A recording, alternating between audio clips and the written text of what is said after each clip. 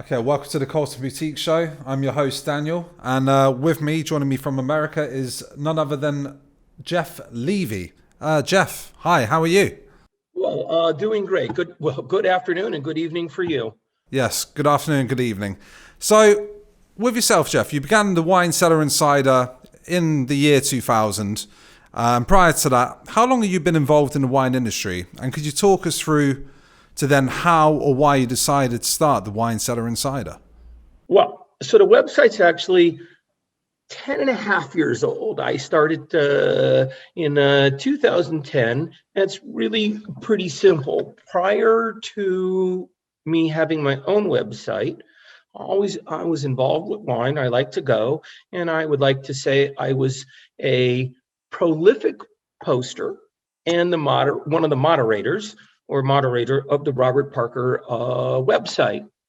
So I don't know, sometime early 2010 or late '09, Bob's the view of Bob from his posters and the politeness level, I don't know if you were aware of it at the time, but really slacked off. And so at that point, Bob's bulletin board was free. Anybody all over the internet could post on it, could write on it, could read it. You did not need to subscribe. And this is at the peak of Bob's power. So all of a sudden, some of the posters, many, became impolite and rude and started slamming Bob. And so he came up with the idea, you want to slam me? Knock yourself out, pay for it, subscribe. The board became closed. At that point, I was moderately well read, I suppose. My trips, so I would go to Taste Bordeaux, would be, and in the Rhone Valley, I could get 50,000 views, which is, most people could get 500. I could get 50,000.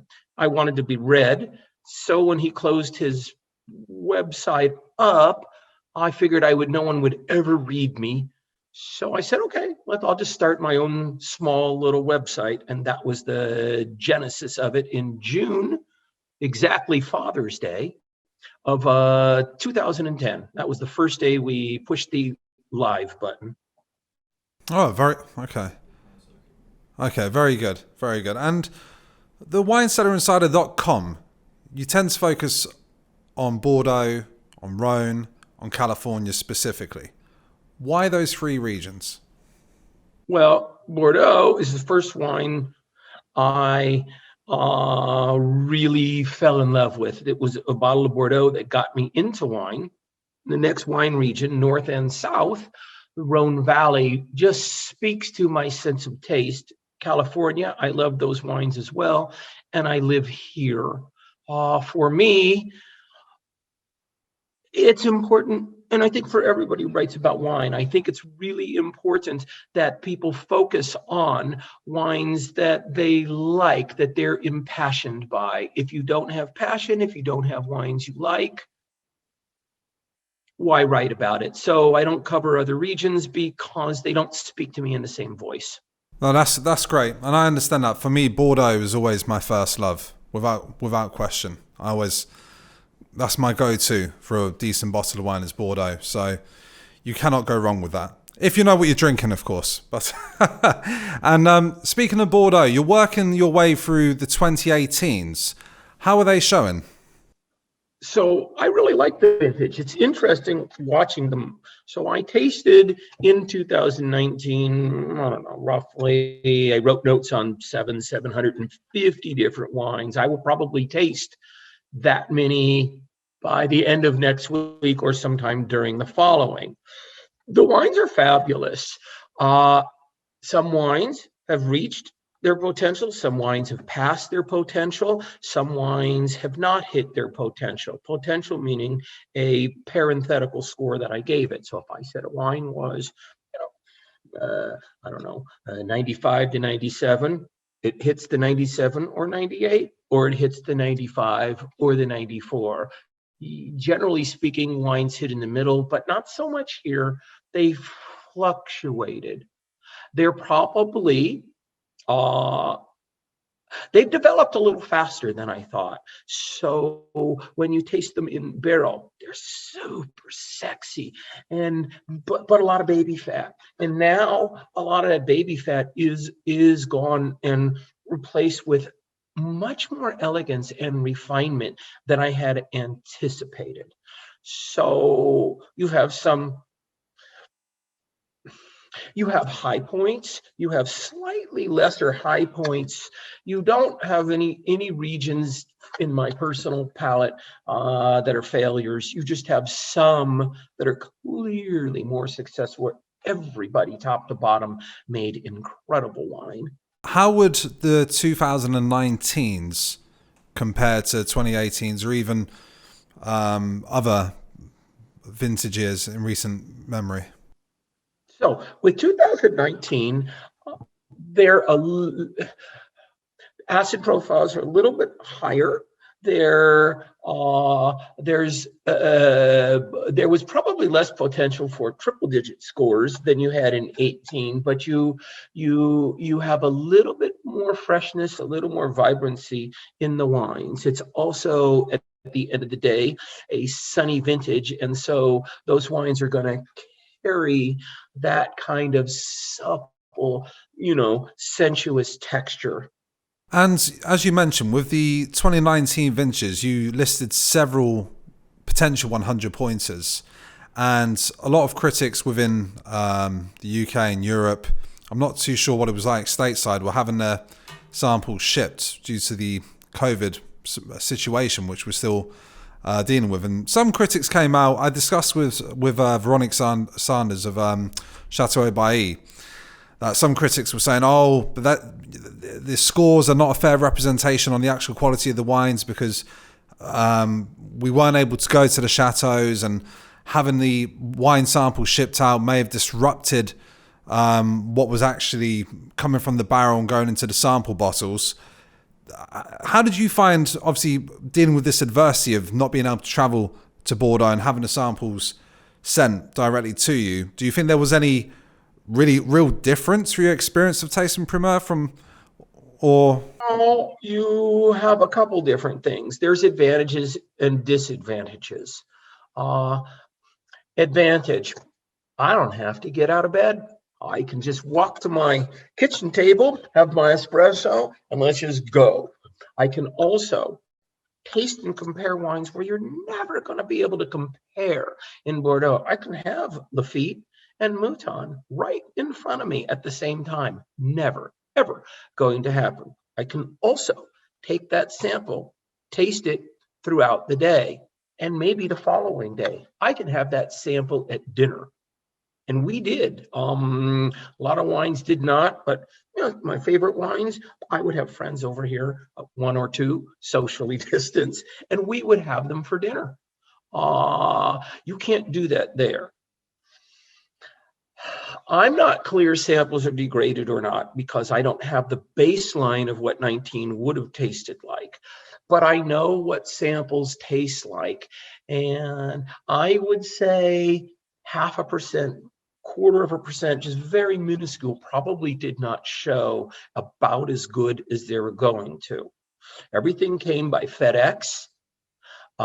They were here in 2-3 days. And in 2-3 days, they would arrive, they would go into a cellar, a cold room, and we would get to them the following morning. And we would just go through them right away. I didn't spend any less or any more time. I did the top end samples and personal friends, probably did 40 or 50 Zoom tastings. They're interesting. They're certainly not the same level of depth that you have in person because the exchange isn't as rapid. And then if I think of something, right, that as soon as I'm done tasting, I can ask you, here, I have to write it down, drop an email. It's probably a wash on the pros and the cons. I know Bordeaux would have appreciated people being there for numerous reasons. And I would like to travel. I don't know how much worse off people are, though. in having tasted those wines in your home. I don't know how many people stateside received samples and how many people stateside received a wide array of samples. I can tell you one thing, though, that is different that you may or might not be aware of. With the 2019, I can honestly say nobody was prepared for it. So I would make requests, can I taste these wines? Some people had to think about it. Some people said yes. I can tell you that for the 2020 vintage, I've already been in contact with ship dates. I have people that have already, on their end in Bordeaux, instigated times for us to do Zooms. So everybody's on the ball this time. It will be a lot more organized, which has good and bad to it as well. Very good. And with regards to some classic vintages, obviously 2018 is looking to be one of those classic vintages. 2019, again, there have been several big scores, as mentioned by yourself and a few other critics out there. And in more recent times, a vintage year that I'm very keen on, that I'm infatuated with, and I've personally collected a lot of, is the Bordeaux 2009 vintage. And it has been spoken about that it may not have that ageability factor that was initially suggested. It may not have that sexiness, that wowness, that longevity, that depth, that quality to what the 82s may have or the 96s may have. What is your take on the 2009 vintage? So you've got a couple different things. May I please answer that in two parts? Absolutely. Let's talk about the 1982 vintage. Today, realistically, off the top of my head, 37 years later, I don't know, 20 wines today are great. If 25, not so much. Most of the wines are gone. Yeah, Mouton isn't fully developed. Lafite isn't fully developed. Latour, Lafleur, but almost everything is at its peak and most things are past. I'm not quite so clear that people should say that kind of comment about 09. I tasted most 09s in 2019. I really like the wines. I think in 37 years, you'll probably, sorry about my math being off there, I hadn't really given it any thought, but, roughly, at 40 years, I imagine when that wine is 40 years of age, you will have more high quality, great experiences tasting 2009 than you do from 1982. No, that's very reassuring to hear, because I said some people came out and said, yeah, it wasn't great at all. It hasn't got much life, much longevity. And I just found that to be very absurd. Very absurd. But it is what it is. But moving on to the scoring system that you use, Robert Parker, as you mentioned earlier with his Wine Advocate, Galoni, Neil Martin, Lisa Perotti. The 100-point scoring system is something that's been long established, something that has worked. When it comes to wine scores, you've got the 20-point system and you've got the 100-point system. And the 100-point system is the one that gets the most traction, the most attention. But there have been some ongoing debates, even in more recent times, where people suggest there is no such thing as a perfect wine, or anything that's scored 90 points to 95 points to 99 points or 100 points is just an inflation of score. And these are usually by UK-based, European-based critics. And this has been ongoing for many, many years. Why do you think that this still gets contested, even though it is proven time and time again to be the most proven scoring system for fine wine? Well, okay, you have a couple of things going on here first. So you have the value of using 100 points or 20 points. It really makes no difference. A 20-point system with 0.5s, that's a 40-point scale. Then the 100-point system starts at 50 points for just being wet, gets you 60 for just having alcohol. So they're really the same thing. Doesn't matter if you do that, doesn't matter if you use puff of smoke, you flip people off 5 times in a row, it's irrelevant. A wine critic, a wine writer, he needs to be able to say clearly, and I got the first part of your question too, I'll get to. He needs to be able to say clearly, without issue, this wine is better than this wine is better than this wine. Then that wine writer, wine critic needs to be able to express himself and say why. The value of points comes in, whether it's 100 points or what have you. The value of points comes in, and clearly, without hesitation, oh, that guy liked that wine. He gave it 98. He gave this 97. He likes it almost as much, but less. He gave this 90. He gave this 99. Man, he must like it a lot more. It is unequivocal how much or how little that person likes it. There is no sense, if you cannot give a wine 100 points, you're in the wrong business. Doesn't mean many wines should get it. I think I did this recently and looked, perhaps I'm slightly under 1% of all the wines I taste. And I taste a very high-end universe of wines. I'm not tasting supermarket wines. So I don't think that's very high. And many of those wines, frankly, are the same wines again and again. But if you cannot get so excited about a wine that blows your top off, you shouldn't be tasting wine. That's the purpose of the 100-point scale. Or the 20 points. You should be able to say, holy, that wine is 20 points. That wine's 100 points. That wine is a big 5. That whatever you do. If you can't do that, who are you? What do you, wine isn't a by the numbers game. You're assessing quality on whatever standards you want to assess with and wherever your markers are. But if you can't do that, and you can't find some wine in your universe that blows you away, and I gotta call somebody up and go, dude, you have to buy this wine. It's incredible. What do you taste in wine for?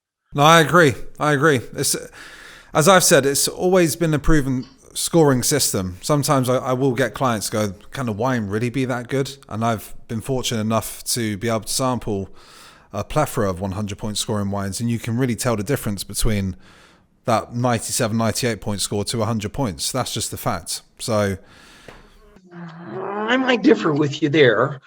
I'm not so clear because it's not quite that simple. It's for you in your mind and me in my mind at that time, because there are those markers, and it's really not a numbers game per se. There is no such thing as this is what a 98-point wine tastes like. With the scale, at least for me, in my own usage, means that when I rate and we get done with 2018 in bottle, and I got 750 wines, and I give one wine 94, one wine 95, it's pretty difficult to differentiate why I like 94 to 95, but you can really see why I like a 90 or a 95, a 90 or a 98, a 95 or 100. There's marked reasons why. It's not that there are 100-point wines for sure, but it's not like I can taste a wine. I can tell you, it's not a numeric thing. It's an opinion. But if you can't have that opinion, you're missing the pleasure and excitement about what wine gets you. Okay, and moving on to obviously where you reside, where you live now, America seems to be in much more in better hands ever since President Trump was dethroned. Now that you've got President Biden, who's looking after things, and there seems to be a general optimism amongst most Americans that you're in the right hands now, under the right guidance. And one of the big debates that's been had over here and in Europe is, of course, since the tariff wars, which were implemented by Donald Trump in particular for the wines from Europe, excluding Champagne and Italy, that's of course had quite a negative effect on imports from the wines from Bordeaux and Burgundy, Hungary, Germany, Spain, etc., etc. But in your opinion, if you have one, why has Italian wine and Champagne been exempted, number one? And number two, do you think Biden may change that? Or do you think this is here to stay, at least for the foreseeable? So three things. One, it's not really a tariff war. It's the problem is subsidies to Airbus by specific countries. Why they picked wine as a category, I really don't know. But it's not right to say there are tariff wars that Trump instigated, but that's not one of them. Although I would like to see it. Why did we not see? I think somewhat, although I don't know, I thought some wines in Italy, if they're part owners of Airbus, aren't some wine categories are not tariffed from Italy. They're completely exempt. I'm not sure. If they are, so I think there's a tariff on anybody. There's a tariff on the countries, anybody that's part owner of Airbus to some extent. Champagne, it's pretty simple. Bernard Arnault is one of Trump's buddies, and he let Champagne off the hook, and I'm sure that's why. Will Biden fix it? I think it's a very sadly for us and all wine lovers a low priority on the administration's desk on what they do or do not need to do. We're owed, according to the WTO, billions of dollars for illegal subsidies. And we, by the way, illegally subsidize Boeing. We owe billions of dollars. Hopefully, after enough of the world gets vaccinated, maybe something like this will pop up and they'll say, oh, well, we owe you 7.5 billion, you owe us 4 billion, you've collected 2 billion. How about we write you a check and make the rest of the subsidies go away? Hopefully. Fingers crossed. And for yourself then, moving on to some more personal interests. You do drink so much great wine. You do have that luxury. You deserve it, of course. So you've been paying your dues to get to the position you've got to. So this is, but this is a bit of a difficult. It may or may not be a difficult question for you to answer. But if there was a bucket list of say 5 wines, and the vintage is that you haven't tried that you're like, I need to try this. Obviously, before I kick the bucket, what would those 5 be? And if you don't mind embellishing a bit on each example, please. I am thinking about it. I'm writing them down.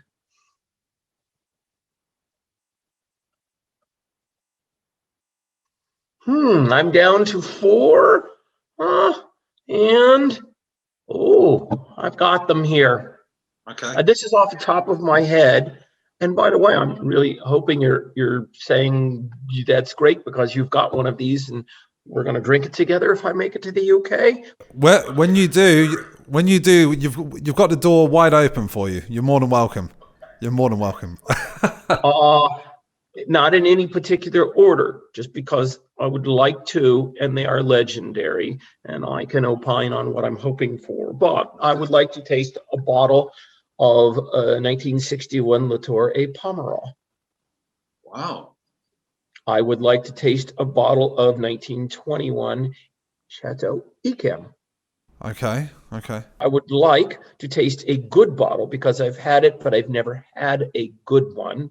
I don't think they've been fake. I think they're in poor condition. I would like to taste a great bottle of 47 Cheval Blanc. 45 Aubryon. I would like to go back to more 45 Mouton and have more than a smidgen. Wow. That's a very good choice. Hard to top. Yeah. I taste a lot of wine, but some of the British guys get to taste these. I don't. I would like to see those in my glass. I'm sure we can work on something. we can work on something. But as well, you have a lot of like wine and champagne pairings. They tend to be quite traditional, whether it's foie gras and Sauternes, or whether it's beef bourguignon or steak tartare Bordeaux, or whether it's I said whether you're looking at, say, champagne and oysters. But for yourself, you like to be a bit more out there, and I mean that in a positive way. Like you like your chicken sliders, I believe, with vintage Dom Perignon. What are some of your gastro or some of your other favourite wine and food pairings or champagne and food pairings that may not be traditional, so to speak? I'm probably going to upset a lot of people, and I'm going to lose some of the friends I have, but I really think the wine and food pairing is probably overstated and overrated. I really think very simply that the wines you drink with the people you drink them with are a lot better pairing than I need, foie gras with Yquem. I might not like sweet wine, or I might not like foie. I do think sliders, like you say, that's for those of you who don't know, there's small American sandwiches, could be a hamburger, could be fried chicken. I think fried chicken and goes well with champagne. Yes. It's fat. I just think that I just think some of the best pairings, really, they're simplest. If I have a really complicated wine, if I could taste one of those wines on my list, and by the way, even though I've had it before, if I could retaste 1961 La Chapelle. Okay. I've only had it once. I would like to do that again. What about a 78 Guigal? Which one? 78 Guigal. So either like a La Moulin, La London, La Turque. I've had both those with semi-frequency. I've only had one bad bottle of 66 Guigal La Moulin. I'd like to have that again. I'd like to have a good bottle of 69 Guigal La Moulin. I've never even seen it empty. But I think if I could have those wines, I would pick the simplest of meals, because you can only have one star at the table. So your star is either the food or it's the wine. If you have 2 stars, it's competing. And I think two of the mistakes that people do in pairing wine and food, they think the greatest wines need the greatest meals and tasting menus and this. And I think it's an issue. I think you're missing out on the wine, or you should go for the tasting menu and have something quality-wise that you like, but not overwhelming. And I just think 1 star, you can focus. I think you lose when you become too complicated on both sides at the same time. It's just cacophony in your mouth. No, absolutely. And you're obviously a dog lover. Are there any other animals outside of dogs that you love, or is it just your trusted best friend? I'm pretty friendly with all 4-footed people. We're living in Los Angeles and not on a farm. That's all I've got. But nope, everybody's welcome here. That's good to know. And musically, you're famous for collecting rock and roll media. What are some of your most prized possessions that you really take the most amount of pride in? If there was, like a flood, and you had several items you can rescue from your home, from your rock and roll media, what would those be? I'm pretty fortunate to have started this as a teenager, actually. Probably the best things, the best things I own are, handwritten lyrics, letters, all kinds of things like that. I own a lot of lyrics that are from Beatles and Stones and Hendrix. Probably the best thing, because we talked about him earlier, Jimi Hendrix. You know the album Electric Ladyland? Of course. Okay, you can Google me on that. I don't keep them here; they're in my safe deposit box. But I pretty much have the whole album in his handwriting. So you can go Google Electric Ladyland handwritten letters, or if you have the booklet and you see the 9 pages of his writing on the inside of it in the booklet, I own all that. How did you get that, if you don't mind me asking? Well, you got time for a long story? I'll try to make it short. I collected that stuff when I was a kid, and meaning teenager, but not those kind of things. And I knew about the 9 pages. So one guy, he got it. He used to work, and he obtained the 9 pages. He sold 3 pages, which is basically the album credits, to a guy whose name I no longer remember. I bought that from him, and years later, of pestering the guy with the 6 remaining pages, he came to me one day, not first, so I'd like to flip him off for that, but he came to me anyway, and he said, "I'll sell it to you, Dave." I said, "Okay, I'll buy it." And I've owned them for, I don't know, 30 years, 25 years for sure. Yeah, but you can see them. They're in the booklet, and they're on the internet. So, and I get, like I said, a license to the family, so I get an album credit, and that was worth it to me to have my name on Hendrix's greatest record. Oh, wonderful! And thank you for sharing that with us. And just lastly, Jeff, before we part ways, and thank you once again for taking the time out to come and obviously sit down with us and talk. What is the future for the Wine Cellar Insider? How long do you see yourself going for? Are you going to be sticking to just those 3 aforementioned regions that we mentioned before, Bordeaux, Rhone, or California? Do you see yourself maybe doing an expansion, or are you just going to focus on what you've been focusing on and just carry on the way in which you are?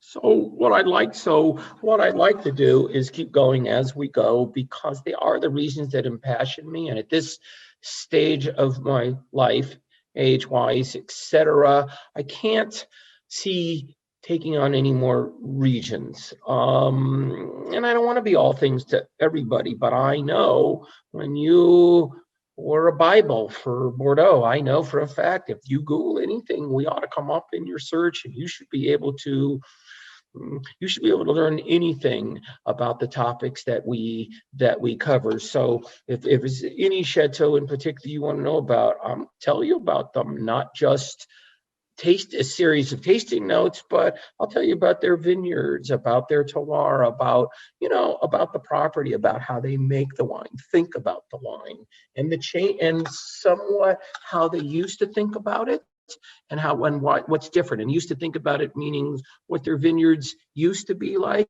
and what they are today. Things have really changed in 20, 30 years dramatically. They're the same soils, but they're not the same vineyard management. It's not the same thought, and they're not the same wine. And they're better, frankly. And that is obviously no need to quote me, because I'm saying it. The wines are better today, and why they're better, that's important for people to know. Absolutely. All right. Well, Jeff, it's been an absolute pleasure. Thank you once again. Once we've all been vaccinated, and once we're allowed to fly out and fly in, yeah, touch wood, of course, you're more than welcome to our offices, where we'll have a 45 Aubryon for you. Maybe in a Magnum, double Magnum. We'll see. It depends what you're bringing to the party as well. I'm bringing me. And your chicken sliders. It's really funny, because years ago when I used to travel, I would travel with wine and bring it. Now, the standing rule with my friends is don't bring anything here. I'll just come here, and I can't bring anything with me. Hey, is the Ledbury still, what's going on with my favorite restaurant, the Ledbury? Still open? Is it outdoors? Is it, what happened? I'm not sure. I haven't ventured into that part of London for almost 2 years now, ever since we first went into lockdown. But prior to that, I do know it was still open. It wasn't shut, so that's great. Also, though, Hedonism Wines, you may have heard of Hedonism Wines. They've got this amazing restaurant called Hyde, and it's around Piccadilly Circus. That's an amazing place where you're able to go. They've got 3 different floors. So downstairs, obviously, as soon as you walk in, the middle floor, and then upstairs. And obviously, they present to you their wine menu in particular off of an iPad, and you can actually order the wine in which you wish, and they'll go around on a little scooter to Hedonism, pick up the wine, and bring it back to the restaurant and pour it for you. That is an experience that when you do come over and you come to see us, we'll definitely do there. Yeah, I look forward to it. I just want to travel. Anyway, it was really, really nice of you to invite me. Sorry if my opinions weren't what you were looking for, or if they were, but that's what we think. If you can't have an opinion, you're in the wrong game. Absolutely. No, we thank you for your time, for your opinions, your honesty, and we look forward to seeing you next time. Thank you very much, and I look forward to seeing you as well. Definitely. If you need something, drop me a note. Really appreciate the opportunity. Thank you very much. And thank you once again for tuning into the Colton Boutique Show. And until next time, all the best.